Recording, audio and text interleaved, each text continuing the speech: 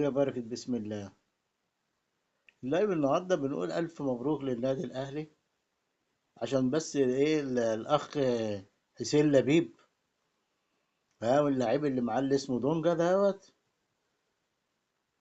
ربنا يفك ضيقته، بس يتعلم الأدب، عشان إحنا إيه كنا خايفين من اللون الأسود. أدي إيه غلبناكم باللون الأسود.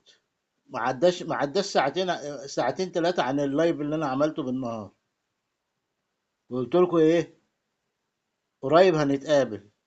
كان بعد الناس ساعتين ثلاثة. خدت بالك يا حسين يا لبيب؟ عشان تطلع مع لعيب وانت في يعني رئيس نادي، وتطلع تتريق وتقول ايه احنا بنخوفهم باللون الاسود. عيب، عيب. ما الواحد بص هقول لكم على حاجه لكل اللي بيتفرج عليا دلوقتي. لما الكبير يغلط، لما كبير العيله يغلط، هتحاسب مين؟ لما الكبير، خدوا بالكم من الكلمه دي قوي، لما الكبير يغلط او يبقى صغير، هتحاسب الصغير ازاي؟ هترد على مين؟ ده اللي اتعلمناه في حياتنا. لما يكون راجل كبير وكبير العيلة، يبقى ايه، يعمل حسابه كويس أوي لكل تصرف بيعمله. واحنا بنقول له دي بقت ايه نقطة سودة في تاريخك. كنت بتفرج عليك وانت لعيب في كرة اليد، لو حسام غريب والمصطفى الأحمر. خدت بالك يا كابتن حسين؟ فعيب. اتسجلت في تاريخك اللي انت عملته ده. الكورة اهي، قلت لكم قبل الفيديو بتاع الصبح، قلت لكم طلائع الجيش كسبنا بضربات الجزاء، وكسب وضيع اللي هو رضا سليم ضيع، ويوسف ايمن ده ضيع. لكن بس هو ربنا لما بيريد، ولا بشطارتي ولا بشطارتك، عملتوا فرع عليها من ساعتها، عمالين تتكلموا وتقولوا كاني وماني، عشان المدرب اللي ساب لكم الملعب ساعتها. نغير نظام الايه، الطاقية عشان مظلمة شوية.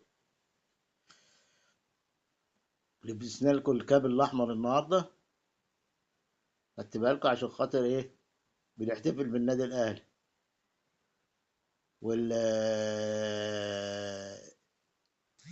اللي بنقوله، اللي احنا يعني ما بنحبش نعمل العمايل بتاعتكم ديت. وعمر ما شفت لعيبه الاهلي النهارده بتقول لك ايه، دول اخواتنا وهارد لك وفرقه كبيره. مش فرقه كبيره، مش طلع اللي ضيع ضربه الجزاء ربنا اداله على قد ضميره.